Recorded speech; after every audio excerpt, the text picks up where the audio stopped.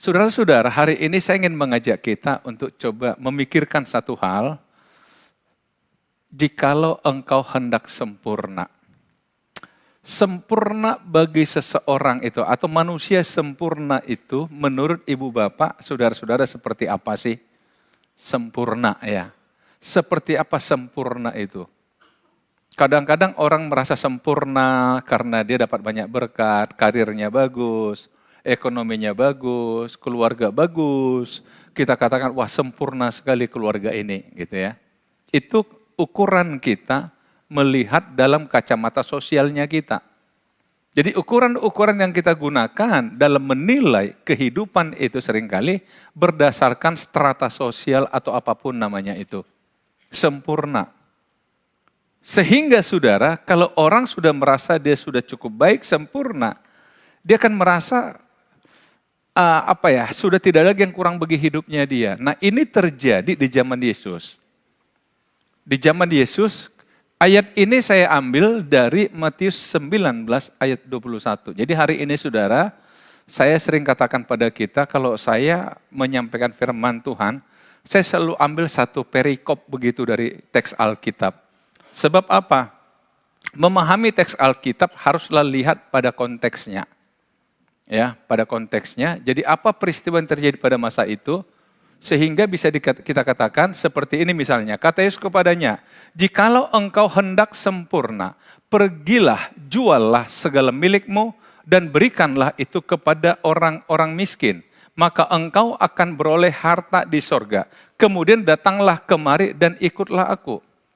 Tentu ayat ini tidak berdiri sendiri. Tentu ayat ini disampaikan Yesus karena ada sebuah kisah atau ada percakapan sebelumnya. Sehingga Yesus mengatakan, kata Yesus kepadanya, kepada siapa? Jadi untuk memahami apa yang dikatakan Yesus inilah, maka kita coba lihat teks ini bicara dalam kondisi yang bagaimana. Saya sering katakan pada kita, memahami Alkitab bukan hal yang sulit. Cuma seringkali kita, saudara, tidak fokus aja dalam membaca Alkitab. Nah, hari ini coba kita lihat di dalam Matius 19 ini, ternyata perkataan Yesus ini adalah menjawab pertanyaan dari seorang muda. Ada seorang datang kepada Yesus. Ini orang muda, nanti kita lihat dijelaskan, ini orang muda. Dan berkata, "Guru, perbuatan baik apakah yang harus kuperbuat untuk memperoleh hidup yang kekal?" Dalam Injil yang lain, bahkan dalam Injil Matius kalau sudah pakai Alkitab biasa, ada sana teks ini kan perikopnya orang muda yang kaya, betul nggak? Jadi ini orang muda kaya. Saya kira ini figur ideal di masa kini. Orang muda kaya taat beribadah. Coba kita lihat, ada seorang datang kepada Yesus dan berkata, "Guru, perbuatan baik apakah yang harus kuperbuat untuk memperoleh hidup yang kekal?" Perbuatan baik apakah yang harus kuperbuat untuk memperoleh hidup yang kekal? Saudara-saudara tahu, dari sejak dahulu ternyata orang masih berpikir hidup yang kekal itu terkait dengan perbuatan baik.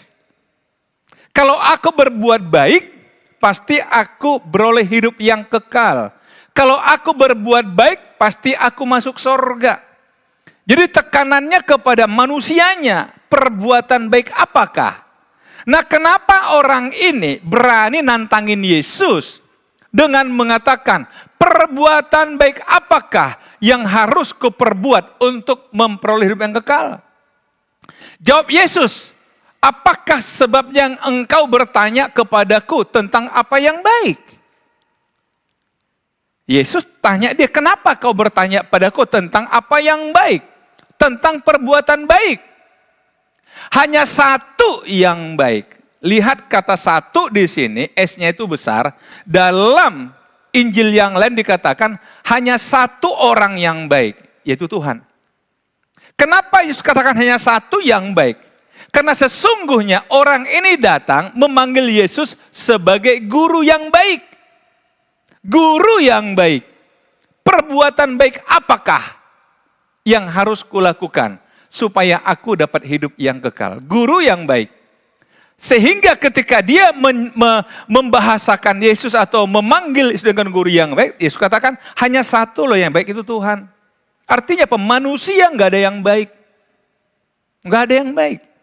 Baik bagi ukuran kita itu kan relatif. Relatif. Satu contoh nggak usah jauh-jauh saudara. Kalau seandainya kita 2-3 orang bertemu. Kemudian kita punya kenalan yang sama. Dan kita coba bahas orang itu, kita bertiga di sini. Pasti beda-beda pendapatnya, betul nggak? Bisa saja yang satu katakan, wah dia jahat. Menurut saya dia jahat. Oh bagi saya dia baik. Dia berantem kita, gara-gara menilai orang. Karena apa? Karena memang setiap orang itu ada sisi gelapnya, ada sisi terangnya. Saya punya pengalaman pribadi saudara. Satu ketika ada satu acara besar di Jakarta, dan saya menjadi peserta dari persidangan itu, untuk memilih seorang pemimpin lah, untuk tingkat nasional seperti itu. Bukan pemimpin di gereja kita, bukan ya, jangan dipikir ini, oh ini di GPDI, bukan di gereja kita. Jadi waktu saya hadir di sana saudara, sebagai yang punya hak juga dalam persidangan itu. Saya mengagumi seseorang, cukup lama, dan saya merasa orang ini banyak memberikan pengaruh sangat baik bagi hidup saya. Dalam masalah kepemimpinan, dalam masalah apapun, dalam masalah wawasan, saya kagum sekali sama dia. Tetapi ketika di acara itu, di depan saya dia marah-marah. Kaget saya. Idola saya kok marah-marah ya. Selama ini saya tahu dia orang bijaksana, dia orang yang sabar, tapi kok marah-marah?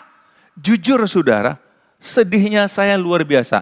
Ini resikonya kalau terlalu mengidolakan seseorang saudara. Ketika idola saudara tidak seperti yang saudara harapkan, saudara sedih sekali. Benar, saya ngalamin itu saudara. Jadi saya pulang dari gedung itu, saya langsung ke bandara karena saya mau pulang ke Medan. Tapi di taksi saya sudah menangis. Kenapa? Saya kecewa sekali. Sampai di bandara, di ruang tunggu, saya itu nggak bisa tahan, saya nangis. Ini peristiwa sih udah hampir 20 tahun yang lalu, udah cukup lama lah. Saya masih seorang yang masih belajar memimpin begitu. Saya menangis. Jujurnya, saya kok begini ya? Kok orang yang saya kagumi, yang baik, ternyata kok begini ya? Akhirnya tengah-tengah kegundahan saya telepon seorang teman dan juga teman baiknya dia. Yang saya anggap juga satu level. Saya cerita, dia ketawain saya. Pak Elim. Makanya Pak, selama ini Bapak hanya lihat sisi terangnya dia. Saat ini Tuhan tunjukkan pada Bapak sisi gelapnya dia. Bapak nggak siap. Nah ternyata sebaik-baiknya orang ada sisi gelapnya. Nah resikonya saudara, nggak enaknya. Yang pas kita ketemu, sisi gelapnya yang terlihat. Sisi terangnya enggak. Makanya kalau menilai orang sudah bisa saja. Di sana dia melihat sisi terangnya dia, orang ini melihat sisi gelapnya. Makanya kita berantem menilai seseorang. Artinya apa? Berarti memang yang Yesus katakan tidak ada yang baik kita manusia ini. Jadi itulah sebabnya ketika dikata perbuatan baik apakah yang harus kuperbuat untuk merebut kekal? Yesus jawab, apakah sebab yang kau berkata kepadaku tentang apa yang baik? Hanya satu yang baik, tetapi jikalau engkau ingin masuk ke dalam hidup, turutilah segala perintah Allah. Yesus mulai sampaikan hukum-hukum Allah. Ini orang Yahudi yang sangat taat pada hukum Taurat. Yesus mulai jabarkan hukum Taurat. Saudara, ketika dikatakan ikuti perintah Allah, dia tanya, perintah yang mana? Saudara, ada kata-kata bernada sombong sini. Kenapa? Karena dia merasa sudah sangat taat kepada hukum Tuhan. Buktinya kata Yesus, jangan membunuh, jangan berzina, jangan mencuri, jangan mengucapkan saksi dusta. Hormatilah ayahmu dan ibumu dan kasih sama manusia seperti dirimu sendiri. Ini kan ringkasan dari hukumnya Tuhan. Hukum Taurat. Betul? Tapi langsung dia jawab apa? Kata orang muda itu kepada semuanya itu telah kuturuti. Hebat enggak saudara? Semuanya udah kuturuti, apa yang masih kurang? Makanya saya katakan tadi, kayaknya dada sombong dia pengen pamer keagamaannya. Beribadah saya tekun loh, nggak ada yang bolong loh, nggak ada yang salah loh. Yang tadi dikatakan, wah saya nggak pernah melanggar itu semua, apalagi yang masih kurang. Jadi kalau masalah perbuatan, semua udah kuturuti. Perbuatan baik mana lagi yang belum kulakukan? Tapi katakan apa? Kata Yesus padanya, jikalau engkau hendak sempurna. Sekali lagi, jikalau engkau hendak sempurna. Jadi kalau engkau bicara perbuatan, mari kita bicara perbuatan. Tapi kalau engkau ingin perbuatanmu sempurna, ayo mari kita tes. Pergilah, juallah segala milikmu, dan berikanlah itu kepada orang-orang miskin. Maka engkau akan beroleh harta di sorga. Kemudian datanglah kemari dan ikutlah aku. Juallah. Orang kadang-kadang memahami dengan sempit, oh berarti Tuhan gak suka orang kaya. Bukan. Tapi saudara, pemahaman di masa itu, orang-orang Yahudi menyadari bahwa setiap berkat itu sumbernya dari Tuhan. Sehingga kalau Tuhan memberkati seseorang, Tuhan punya tujuan supaya kamu memberkati orang lain. Ini kan yang diajarkan Yesus, mengulangi apa yang dikatakan Tuhan kepada Abraham dalam Kejadian 12 ketika Tuhan memanggil Abraham, betul enggak? Aku akan memberkati engkau dan olehmu semua kaum di muka bumi akan mendapat berkat. Tujuan Tuhan memberikan berkatnya pada seseorang adalah menjadikan orang itu saluran berkat bagi orang lain. Ini yang Tuhan ingin uji. Mari kita bicara perbuatan baik. Sekarang kau punya harta yang banyak. Harta itu dari mana? Dari Tuhan atau dari dirimu sendiri? Kalau dari Tuhan, berarti sekarang gilirannya engkau bagikan pada orang yang berkekurangan. Itu kalau bicara perbuatan baik. Kalau kau mau sempurna. Bisa dipahami saudara? Jadi Tuhan katakan apa? Mari kita uji, hartamu kan banyak. Engkau orang muda, engkau kaya. Oke, secara ibadah, hukum-hukum itu kau nggak pernah melanggarnya. Tapi sempurnakanlah perbuatan baikmu dengan satu poin ini aja. Dulu saya pernah menyampaikan ini, kurang 1 sama dengan 0. Katakanlah semua hanya tinggal 1, tapi akhirnya jadi 0 yang lain. Kenapa Tuhan ingin menguji? Oke, sekarang coba lihat. Itu konsep tentang harta. Kau punya harta banyak, dari mana? Nah, kalau kau ingin hidup yang kekal harta di sorga, berarti gunakanlah hartamu di bumi untuk mendapat harta di sorga. Caranya bagaimana? Bagikan pada orang yang berkebutuhan. Bagikan pada orang yang kekurangan. Jadi Tuhan ingin menguji orang ini. Ternyata apa? Ketika orang muda itu mendengar perang itu pergilah ia dengan sedih sebab banyak hartanya. Dia nggak mau. Ketahuan bukan orang baik kan? Betul nggak? Halo? Harusnya kalau orang baik, sama seperti kata Tuhan, yang baik cuma Tuhan kan? Makanya mana lagi yang masih kurang? Orang bilang sok-sokan. Mana lagi yang masih kurang? Oke. Satu lagi ya, satu. Oke, mari kita uji. Kau pulang ke rumah, jual hartamu, bagi semua orang. Saudara-saudara, saya kadang-kadang berpikir begini ya. Maaf, saya sebagai pendeta, saya tidak mau bersentuhan dengan dunia bisnis karena saya nggak paham. Tapi saya coba bersinggungan dengan dunia kependetaan aja. Saya suka turun ke desa saudara, mengunjungi teman-teman yang di desa.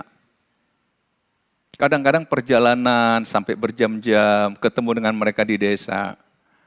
Saya kagum sekali. Kenapa harus ada pendeta di desa? Karena ada jemaat di desa yang perlu dilayani. Betul saudara? Dan ada pendeta di sana yang bisa bertahan dengan segala kondisi. Kadang-kadang saya dengar pendeta-pendeta harus sambil jadi kuli bangunan. supaya bisa hidup. Buruh tani supaya bisa hidup. Kadang-kadang sedih juga dengarnya, saudara. Saya bisa bayangkan, seandainya tidak ada pendeta mau ke desa, itu orang di sana siapa yang mau layani? Saudara mau suruh ke sana. Makanya kalau orang undang saya ke desa, berat sekali mengatakan tidak. Karena apa? Saya suka kata sama istri saya, kita belum tentu sekali 2 tahun loh dia minta ke sana. Sementara mereka setiap hari hidup di situ loh. Masa kita berat sih kunjungi mereka? Sekedar datang pada mereka. Saya pernah punya pengalaman benar-benar ini.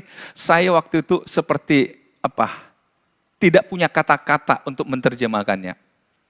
Satu ketika saya ada acara di Porsea. Dari Porsea itu akhirnya saya lewat Sigura-gura karena saya menuju Kisaran. Saya ingat ada satu gereja di tengah-tengah perkebunan itu. Pernah jadi mahasiswa saya pendetanya. Akhirnya saya cari dan ketemu, saudara. Gereja dindingnya cuma tepas. Atapnya memang sudah seng, tapi lantainya itu cuma tanah.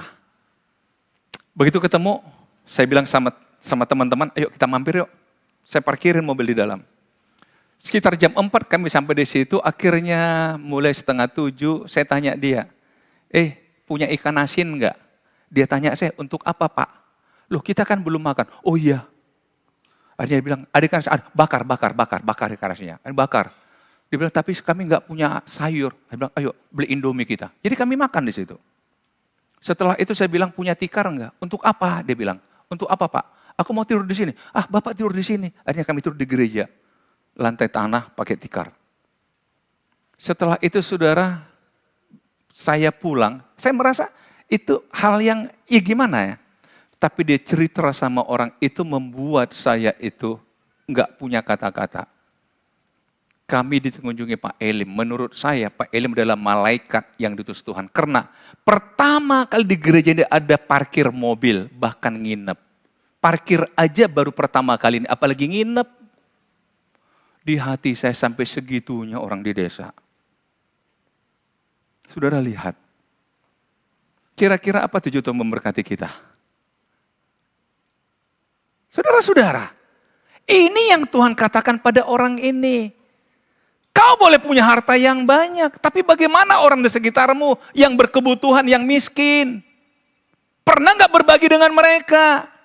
Jangan katakan engkau baik, kalau itu pun gak bisa kau lakukan. Saudara-saudara lihat. Sedih dia, pulang dia, sebab hatinya di hartanya. Berarti dia tidak mengakui ini dari Tuhan. Dan Tuhan punya tujuan dengan apa yang diberikannya kepada saya. Yesus berkata pada murid-muridnya, aku berkata kepadamu, sesungguhnya sukar sekali bagi seorang kaya untuk masuk ke dalam kerajaan sorga. Sukar sekali, bukan berarti tidak ada, saudara, ada. Tapi kalau orang yang terlalu merasa harta ini milikku dan tidak mau memberkati orang dengan harta yang dia punya, Tuhan katakan orang begini susah sekali masuk surga. Saya berpikir begini, janganlah sampai harta di bumi ini membuat kita kehilangan harta di surga, janganlah. Harta di bumi kan terbatas kita nikmati, betul saudara? Dan kalau satu ketika dipanggil Tuhan, siapa yang menikmatinya? Makanya selalu mengatakan, capek-capek kita bekerja. Tapi akhirnya menikmati adalah orang sesudah kita. Makanya saudara, yuk kita nikmati yuk, mumpung hidup yuk. Jangan ngirit sekali lah saudara. Makan-makan enak lah. Kalau masih bisa. Kalau nggak bisa ya udahlah. Kadang-kadang siklus hidup ini saudara aneh saudara. Pertama kali makanan kita makan adalah bubur. Dan terakhir kali juga bubur katanya. Betul begitu? Mumpung masih bisa makan lemak-lemak itu saudara, habisin. Jangan irit sekali lah, tapi ajak-ajak teman. Berbagilah saudara. Oke saudara, nikmatilah hidup ini. Bersama dengan orang-orang, itulah orang baik yang kata Tuhan. Makanya sukar sekali, kenapa? Ini sama dengan Tuhan mengatakan, kalau pelit-pelit gak masuk surga loh. Halo Bapak Ibu, gimana? Tapi saya senang gereja kita saudara. Tahun lalu, saudara, kalau nggak salah di awal tahun saya katakan, saya punya pergumulan, ada berapa gereja mau saya bantu. Langsung terkumpul waktu itu hampir 200 juta. Dan saya bagikan itu. Dan waktu gempa di Tapteng, saya katakan, ayo kita berbagi yuk. Kumpul 180 juta lebih sudah dari jemaat. Dan kita mulai bagikan itu. Dan ini ada lagi di NTT, saudara. Mau ambil bagian? Saya tadi malam nonton di TV, sudah terjadi 5.800 sekian kali gempa di sana. Terus, waktu saya hubungi teman-teman di sana, kata, Pak, kami belum bisa berikan data yang pasti, karena gempa masih terus datang. Dan mungkin kami akan berikan secara berkelanjutan, Pak. Saudara-saudara, bagaimana kita? Sekali lagi berkata kepadamu, lebih mudah seekor unta masuk melalui lubang jarum daripada seorang kaya masuk ke dalam kerajaan Allah. Saudara, ada banyak berspekulasi, apa sih masuk lubang jarum di sini? Oh, itu pintu gerbang, enggak. Lubang jarum sih benar-benar jarum sungguhan. Bayangkan unta masuk lubang jarum, siapa yang bisa buat? Enggak bisa. Makanya dikatakan di sini apa? Yesus lihat di sini. Ketika murid-murid mendengar itu sangat gemparlah mereka dan berkata, jika demikian siapakah yang dapat diselamatkan?